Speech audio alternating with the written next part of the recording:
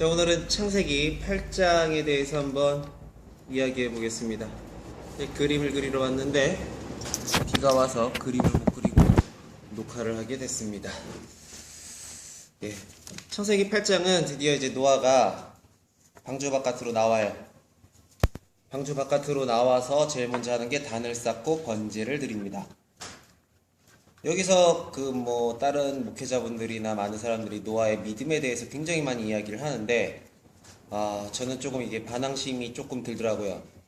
왜 반항심이 드냐면, 예전에 카인과 아벨 이야기에서도 얘기를 했었는데, 하나님께서 아직 이 성경적으로는 인간에게 제사를 지내라, 이걸 해라, 저걸 해라 라는 어떤 큰 요구사항이 없으셨다라는 생각이 제 머릿속에 박혀있기 때문에 지금 이 부분도 믿음으로 받아들여지기보다는 이건 그냥 본인의 두려움에 의해서 지낸 제사이다. 하나님은 아직 인간에게 제사 같은 거를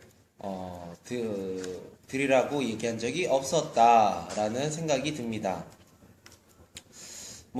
어떤 분들은 노아 방주 생활이 굉장히 힘들었을 것이다.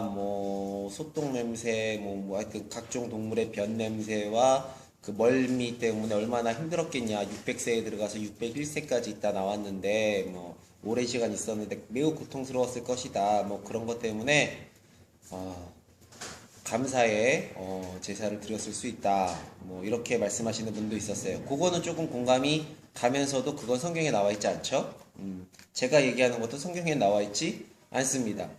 하나님이 제사를 지내라는 것도 성경에 나와 있지 않고 제가 얘기하는 것도 성경에 나와 있진 않아요. 그러니까 제 개인적인 생각으로는 두려움, 멸망에 대한 두려움, 아까 말했듯이 방주 생활에 대한 그 고통에 대한 두려움, 그러니까 하나님한테 아부를 떨고 싶은 마음, 그런 것으로 번제를 드린 것이다. 하나님 믿음이 막 충만해서 행복해서 막 사랑으로 막 이렇게 드린 것이 아니고 두려운 마음으로 번제를 드린 것이다 라고 저는 생각을 합니다. 거기에다가 하나님이 흠양하십니다. 예, 가끔 전 딸아이를 기르고 있는데요. 딸아이가 애교를 막 떨 때가 있어요. 특별하게 막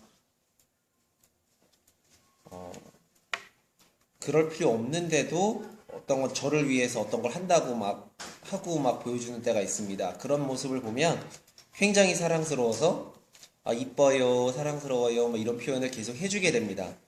하나님께서 그 제사를 흠양하셨다는 것, 번제를 흠양하셨다는 것은 약간 그런 개념이 아닐까라는 생각을 해봅니다.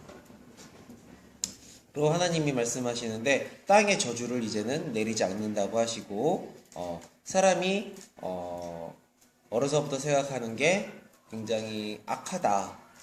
그래서 이렇게 했는데 이제는 이런 걸 하지 않겠다. 이런 식으로 세상을 멸하지 않겠다라고 말씀을 하십니다. 여기서 또 저는 또 요상한 생각으로 또 하나 비쳤는데요. 땅의 저주를 하지 않으시겠다. 이제 사람 때문에 땅을 저주하지 않겠다. 그럼 사람 때문에 남자 때문에 저주가 받은 것이 언젠가? 창세기 3장 17절 18절을 보시면 우리가 선악과를 먹고 나서 남자에게는 땅의 저주를 내리십니다. 뭐냐면 노력해도 땅이 소산을 잘 내주지 않을 거다라는 이야기입니다. 그러니까 아주 엄청나게 막 개고생을 해도 아주 요만큼의 소산만을 얻을 수 있었던 세상이었던 거라고 생각을 해봅니다. 또 사람은 죽어서 흙으로 돌아갈 것이라고 했습니다. 그리고 뱀에게는 흙을 먹고 살라고 했습니다. 이거를 비유와 상징으로 생각을 한다면 사람이 죽은 영혼이 사단에게 매임받게 되는 이야기가 아니냐라고 이야기를 한 적이 있었는데요. 그런 개념으로 볼 때도 사람이 죽어서 그냥 흙으로 단순히 돌아가는 것이 아니게 되었다. 즉 사람으로 인해 땅을 저주하지 않겠다라는 것은 그 두 가지를 해제시키셨다라고 보여지는 부분입니다. 그리고 앞서 말씀을 예전에도 했다시피 하나님이 저주를 주신 것이 아니고 사람이 선악과를 따먹음으로써 그것은 그냥 받아들여야 되는 현실이 되는 당연한 것이었던 거라고 생각을 합니다. 1 더하기 1은 2인 것처럼 사람이 선악과를 따먹음으로써 당연히 겪어야 되는 일들이었던 것을 하나님께서는 이번에 홍수로서 이례적인 특혜를 주시고, 그리고 땅의 저주를 푸는 특혜도 주셨습니다. 그리고 또 사람이 계획하는 바가 어려서부터 악하다, 이 말도 이것 때문에 하나님이 홍수로서 우리를 멸망시켰다, 사람을 멸망시켰다라고 하나님의 분노를 이야기하시는 분이 있는데요, 저는 그렇게 받아들이지 않습니다. 제가 받아들이는 건 우리가 선악과를 먹음으로써 우리의 감정을 우리가 본질적으로 사용하지 못하게 됩니다. 즉 사탄이 우리의 감정을 가지고 놀 수 있게, 우리를 농락할 수 있는 상황이 된 것입니다. 그래서 우리가 어려서부터 어떤 생각을 하더라도 사단이 그 생각을 가지고 농락하고 가지고 노는 그런 사람이 되어버린 거죠. 그러니까 사람이 어려서부터 계획하는 것이 악하다, 어려서부터 무슨 생각을 하든 그 생각을 가지고 사단이 가지고 놉니다. 그래서 인간의 육신과 죄악을 함께 사라지게 하시고 영혼만을 띄어서 구원하시기 위해서 홍수를 일으키셨다, 이례적인 특혜를 사람의 영혼에게 주신 거죠. 그 특혜를 받지 못한 건 노아입니다. 노아의 가족들과 노아는 그 특혜를 받지 못했습니다. 그렇기 때문에 그 죄성을 그대로 가지고 있기 때문에 하나님에 대한 본질보다는 하나님에 대한 오해를 가지고 있을 수 있고, 그래서 그 오해에 대한 두려움으로 인해서 제사, 번제를 드린 것이다 라고 저는 생각하는 것입니다. 그래서 창세기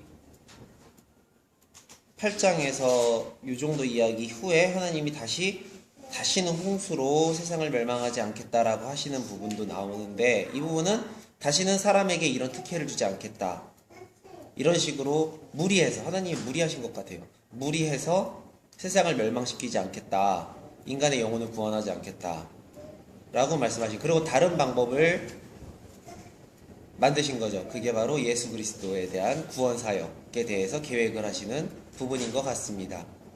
제 말은 맞는 말이 사실 별로 없습니다. 그냥 제가 여러 가지 정보를 얻고 그렇게 느꼈다는 겁니다. 여러분은 여러분의 정보를 얻고 여러분의 신앙을 키워가시기를 바라겠습니다. 그래서 포인트 2가지를 꼽자면, 인간의 죄성은 여전해서 번제를 드렸다. 노아가 의롭고 믿음이 좋아서 번제를 드린 것이 아니고, 아직도 두렵고 아직도 하나님을 오해하고 아직도 사단에게 이용당하는 마음이 있기 때문에 번제를 드린 것이다. 번제를 하나님이 좋게 받아들이신 것은 그런 노아가 그냥 사랑스러우셨기 때문에 그냥 좋게 받아들여 주신 것이다. 그리고 홍수 사건은 인간을 향한 특혜이고, 땅의 저주를 풀어주신 것도 인간을 향한 특혜이며, 그 저주조차도 하나님이 주신 것이 아니라 인간이 선악과를 따먹음으로써 저절로 받게 된 저주이다. 즉 하나님께서는 무리를 해서라도 사람들을 저주로부터 해방시켜 주시려고 하신 것이다. 그 모든 것이 하나님의 사랑이다 라는 겁니다. 우리가 어떤 사회생활을 하면서 리더로서 생활을 하다 보면 누군가에게 특혜를 줄 때 엄청난 리스크가 발생한다는 걸 알 수 있습니다. 손해를 볼 수 있고요, 다른 사람으로부터 질타를 받을 수 있고, 나를 따르는 다른 사람들의 반발이 일어날 수도 있습니다. 하나님께서는 그런 것들을 모두 감수하시면서 인간에게 특혜를 주신 것이라고 저는 받아들여집니다.